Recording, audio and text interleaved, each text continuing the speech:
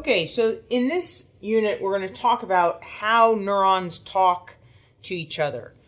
Before we examine how they talk to each other, we have to figure out how they talk, period. And you could say, and I think that most people understand, that neurons talk by using electrical signals.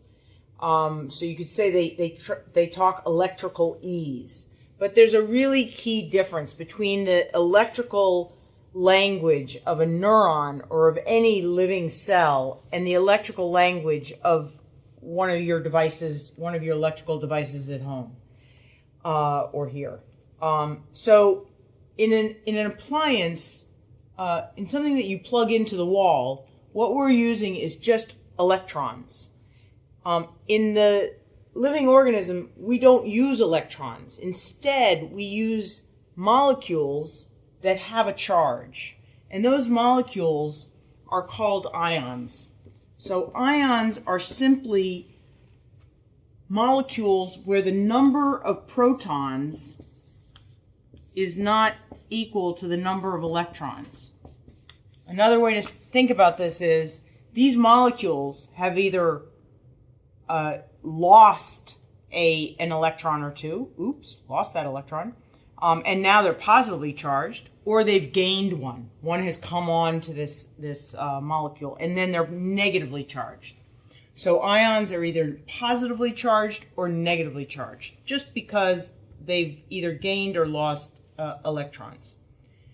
So these ions are present within the context of cells, and cells all have what are called cellular membranes. So a membrane is a very amazing structure that's made up mostly of fat. It's important to understand that most of a membrane is fat.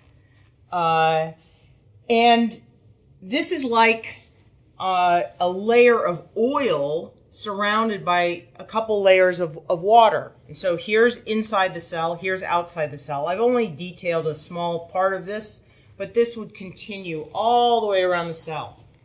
So if I have a charged particle, let's consider an ion that's positively charged, and let's consider one that's potassium. So K plus equals a potassium ion.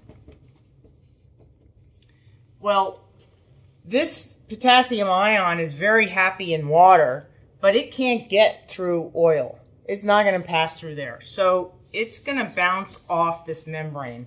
And the only way for it to get through is via a special place, which we're going to call an ion channel. Okay? So this is nothing more fancy than essentially a cat door for the potassium ion. This is a door, this is the building, and this is the only way in or out. You cannot go through the walls. You got to go through a door, and the door is called an ion channel. Now, how is the potassium going to distribute across this membrane? Well, the potassium has two features. One, it's a chemical. It's a molecule. So as a chemical, it's akin to a food dye. So if I put a lot of blue dye here, and there's no blue dye here, well, the blue dye is going to go that way, because the gradient is there's more here than there.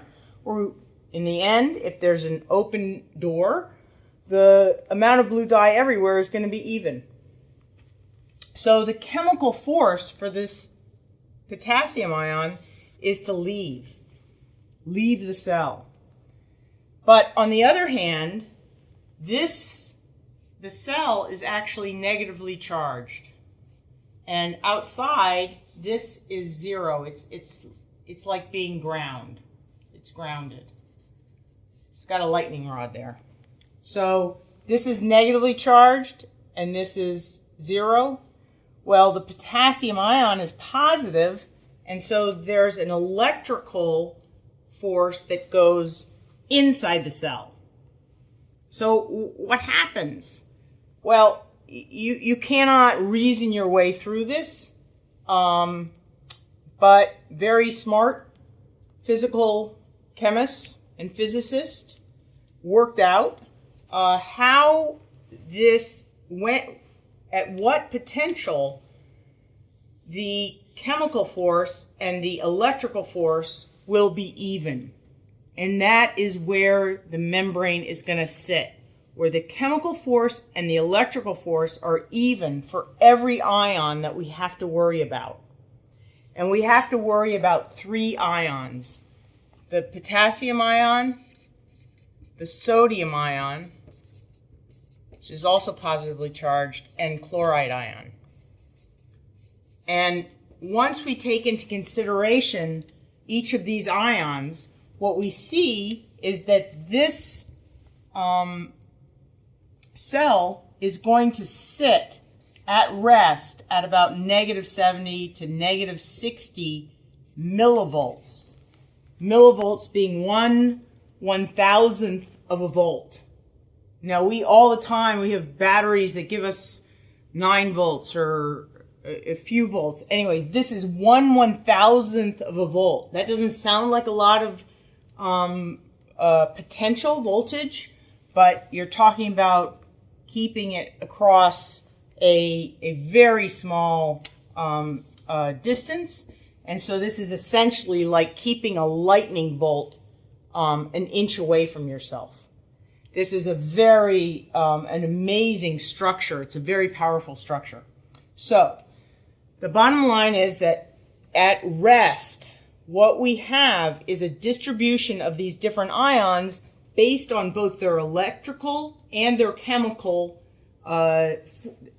based on electrical and chemical forces. And the result is that this neuron is going to sit always at a negative potential until something happens. And that's what we're going to talk about in the next segment.